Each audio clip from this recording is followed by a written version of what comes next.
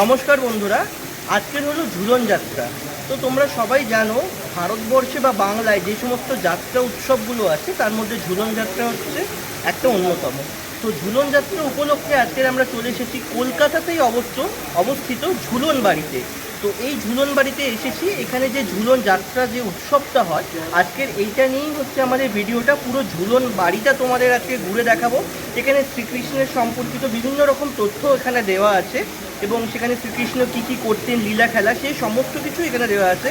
তো আজকে পুরোটাই তোমাদের সঙ্গে শেয়ার করব। তো সে দেখতে গেলে অবশ্যই ভিডিওটা স্কিপ করো না।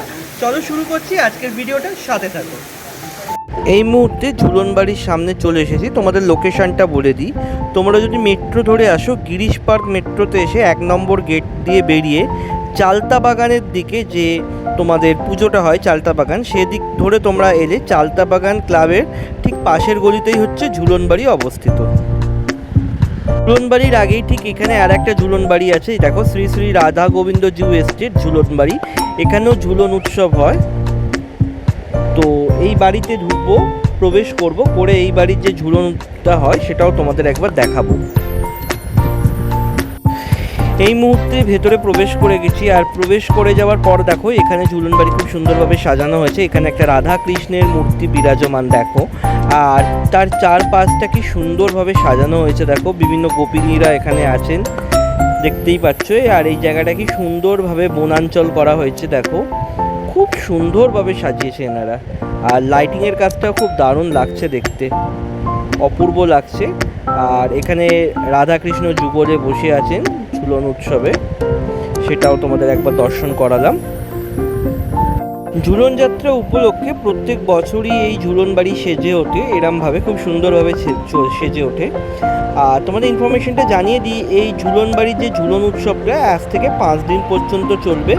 তোমরা অবশ্যই যে কোনো একদিন এসে এই ঝুলন বাড়ি ঘুরে যেতে পারো, আশা করি তোমাদেরও খুব সুন্দর লাগবে। কারণ চারদিকটা এত সুন্দরভাবে সাজানো হয়েছে, দারুণভাবে সাজানো হয়েছে। বিশেষ করে এখন প্রথমে এই বাড়িটা দর্শন করছি, পরে আর একটা ঝুলন বাড়ি আছে সেটাও তোমাদের নিয়ে গিয়ে দর্শন করাবো। এই বাড়িটাকে দর্শন করে আমরা পরের বাড়িতে এবারে যাব।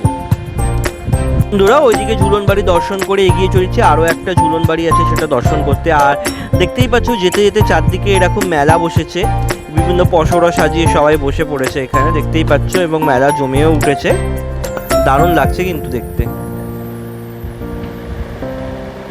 এই মুহূর্তে চলে এসেছি আমাদের গন্তব্যস্থল সেই ঝুলন বাড়িতে। দেখতেই পাচ্ছ কি সুন্দরভাবে বাইরে থেকেই সাজানো দেখা যাচ্ছে।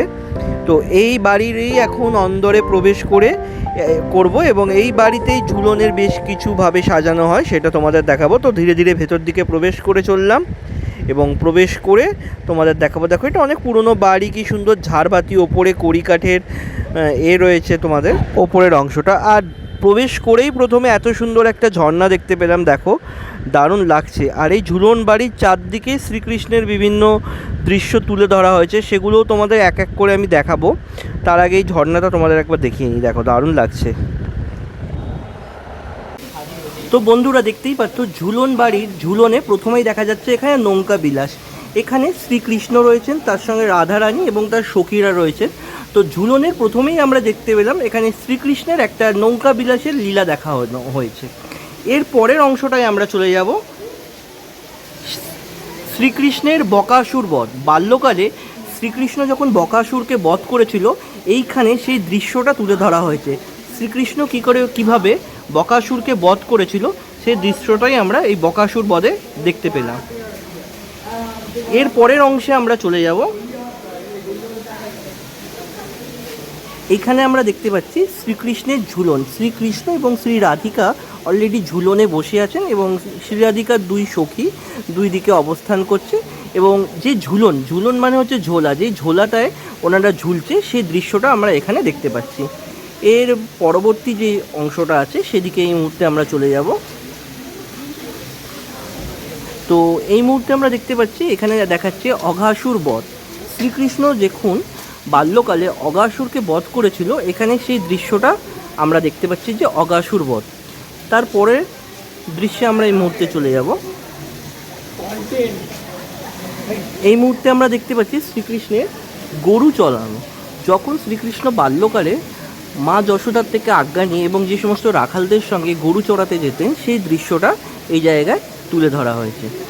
এর পরবর্তী আমরা চলে যাব কালিয়া দমন। কালীয় দমন, তোমরা সবাই জানো যে যমুনার জলে একবার এই ভয়ঙ্কর কালীয় নাগ আশ্রয় নিয়েছিল। তখন যমুনাবাসীরা কেউ সেই যমুনার জল ইউজ করতে পারছিল না। সবাই যখন জানতে পারে এই ব্যাপারটা, তখন শ্রীকৃষ্ণ সেই যমুনায় অবতীর্ণ হয়ে এই ভয়ঙ্কর কালীয় নামক রাক্ষস নাগকে দমন করেছিল। এখানে সেই দৃশ্যটা দেখানো হয়েছে কালীয় দমনের মাধ্যমে। এবং এর পরবর্তী যে দৃশ্যটা তোমাদের দেখাবো হচ্ছে শ্রীকৃষ্ণের ননি চুরি। বাল্যকালে শ্রীকৃষ্ণ যখন মা যশোদা ছাড়াও বিভিন্ন গোপিনীদের বাড়ি থেকে ননি চুরি করতেন, এখানে সেই দৃশ্যটা দেখানো হয়েছে। তোমরা দেখতে পাচ্ছ শ্রীকৃষ্ণ তার বাল্যকালে যে সমস্ত সখা ছিল তাদের সঙ্গে মিলে কীভাবে গোপিনীদের ঘর থেকে ননি চুরি করছে, এখানে সেই দৃশ্যটা দেখানো হয়েছে। এবং এর পরবর্তী আমরা যে দৃশ্যে চলে যাব, এটা হচ্ছে পুতনা বধ। তোমরা সবাই জানো যে মহারাজ কংস যখন জানতে পারেন যে শ্রীকৃষ্ণ বেঁচে আছেন, তখন পুতনাকে শ্রীকৃষ্ণকের কাছে পাঠানো হয় যাতে এই পুতনা রাক্ষসী শ্রীকৃষ্ণকে বধ করতে পারে। কিন্তু উল্টে শ্রীকৃষ্ণই সেই পুতনাকে বধ করেছিল। এখানে সেই দৃশ্যটা তুলে ধরা হয়েছে। এর পরবর্তী আমরা যেখানে চলে যাব যশোদা ও গোপাল। ছোটোবেলায় আমরা সবাই জানি যে গোপাল বা শ্রীকৃষ্ণ অনেক দুষ্টমি করতেন, এবং সেই জায়গাটাই এখানে তুলে ধরা হয়েছে যে মা যশোদা শ্রীকৃষ্ণকে যে শাসন করছে সেই একটা দুষ্টু মিষ্টি একটা সময় এখানে তুলে ধরা হয়েছে। এরপরেই আমরা চলে এসেছি বসুদেবের নন্দালয়ে গমন। শ্রীকৃষ্ণ জন্মেছিলেন আমরা সবাই জানি কংসের কারাগারে। সেই কারাগার থেকেই শ্রীকৃষ্ণকে রক্ষা করার উদ্দেশ্যে বসুদেব নন্দালয়ে গমন করেছিল। সেই দৃশ্যটা এখানে তুলে ধরা হয়েছে। এরপরে আমরা চলে এসেছি যমুনা পার, বসুদেবের যমুনা পার। বসুদেব যখন শ্রীকৃষ্ণকে নিয়ে নন্দের আলয়ের দিকে উদ্দেশ্যে রওনা দিয়েছিলেন, তখন শ্রীকৃষ্ণ যে বসুদেবের কোলে ছিলেন এবং কিভাবে তারা যমুনা পার হয়েছিল সেই দৃশ্যটা এই মুহূর্তে এখানে তুলে ধরা হয়েছে।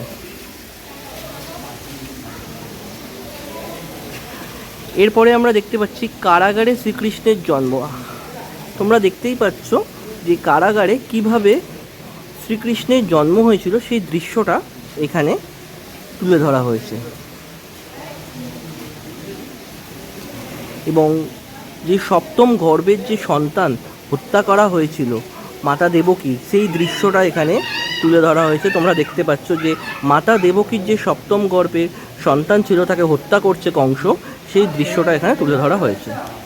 এই মুহূর্তে চলে এসেছি শ্রীকৃষ্ণ এবং রাধারানীর যে যুগল মিলন, সেই যুগল মিলনের আমরা এই মুহূর্তে একটা এখানে ছবি দেখতে পাচ্ছি। এরপরে আমরা ঢুকে পড়লাম মহাভারতে।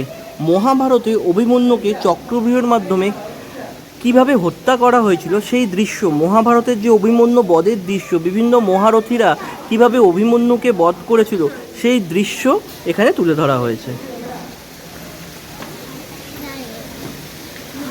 পরবর্তী দৃশ্য হিসেবে আমরা দেখতে পাচ্ছি পার্থ সারথি, যে এখানে ভগবান শ্রীকৃষ্ণ কী করে অর্জুনের পার্থ সারথি রথের সারথি হয়েছিল সেই দৃশ্য এখানে দেখানো হয়েছে।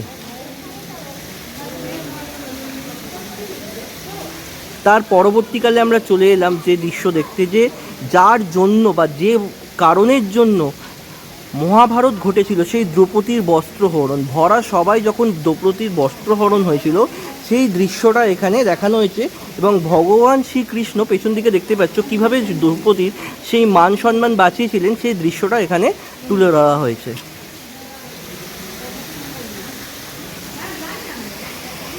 এরপরে চলে এলাম শকুনি মামার পাশা খেলার দৃশ্য দেখতে। দেখতেই পাচ্ছ যে এখানে একটা পাশা খেলার দৃশ্য তুলে ধরা হয়েছে। তোমরা দেখতেই পাচ্ছ যে সেই পাশা খেলার দৃশ্যটা এখানে তুলে ধরা হয়েছে। এই মুহূর্তে আমরা চলে এলাম বলিরাজ।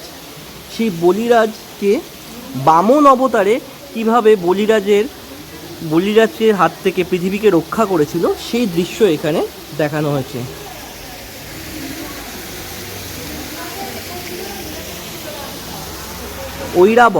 ঐরাবত এখানে দেখানো হয়েছে। তোমরা দেখতেই পাচ্ছ কিভাবে শ্রীকৃষ্ণ দ্বারা ঐরাবাদ হয়েছিল সেই দৃশ্যটা এখানে তুলে ধরা হয়েছে।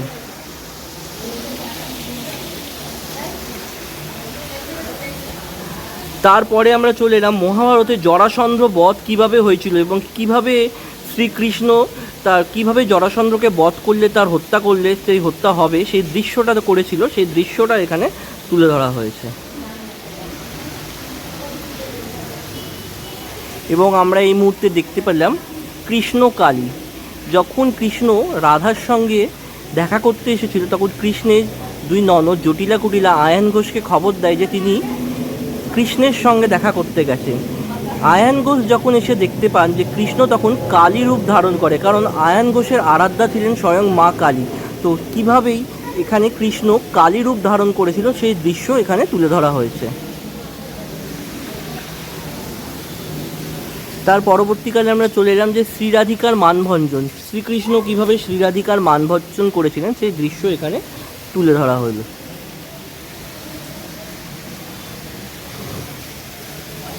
এই মুহূর্তে আমরা দাঁড়িয়ে আছি কংসবশের দৃশ্যের কাছে, যে শ্রীকৃষ্ণ কংসকে কিভাবে বধ করেছিল সেই অংশটা এখানে দেখানো হয়েছে। এই মুহূর্তে চলে এলাম শ্রীকৃষ্ণের হোলি খেলার দৃশ্য দেখতে। বৃন্দাবনে শ্রীকৃষ্ণ কীভাবে হোলি খেলতেন এবং সেই তার গোপিনীরা এবং শ্রী রাধারানীও এখানে আছেন সেই দৃশ্যটা এখানে দেখানো হয়েছে। আর তোমরা এই মুহূর্তে দেখতে পাচ্ছ গোপিনীদের বস্ত্রহরণ। শ্রীকৃষ্ণ যখন গোপিনীদের বস্ত্রহরণ করেছিল সেই দৃশ্যটা এখানে তুলে ধরা হয়েছে।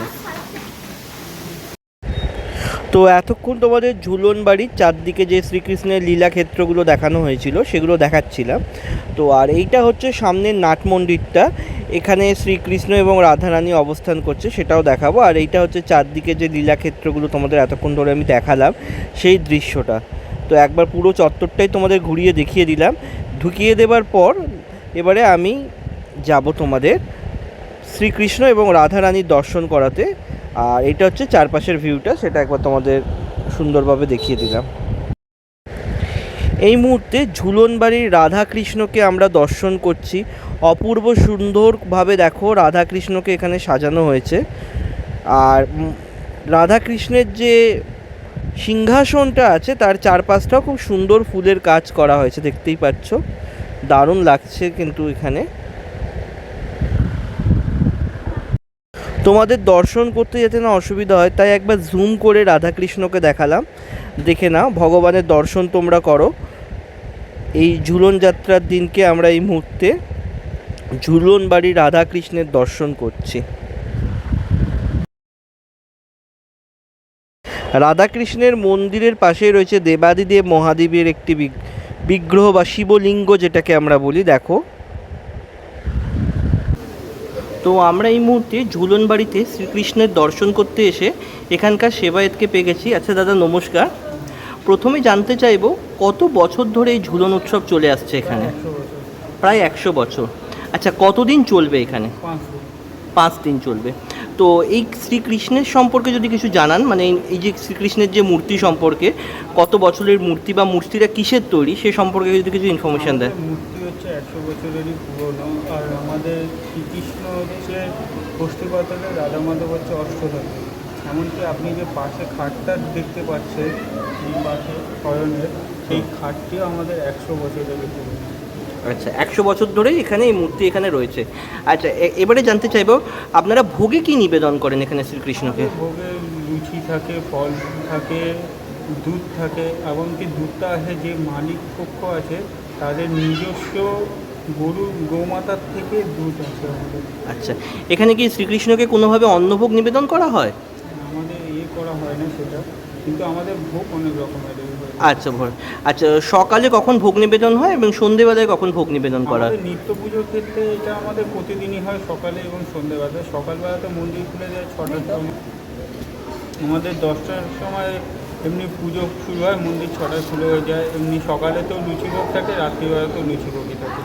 আচ্ছা, আর আপনাদের এই 5 দিন যে অনুষ্ঠানটা চলবে, তো 5 দিন কি বিশেষ কোনো ভোগ নিবেদন করা হয় এখানে? মানে লুচি পরিমাণ থাকে, মিষ্টি, রাবড়ি, যেরকম হয় ভোগের ক্ষেত্রে সেরকমই। আচ্ছা, মন্দির কতক্ষণ খোলা থাকছে এখানে? এই মেলার জন্য আমাদের 10টা সাড়ে 10টা পর্যন্ত মন্দির খোলা থাকে। রাত্রি? আর সকালবেলায়? সকালবেলাতে আমাদের বন্ধ হয়ে যাবে, 11টার মধ্যে বন্ধ হয়ে যাবে। অনেক ধন্যবাদ দাদা ইনফরমেশান দেওয়ার জন্য।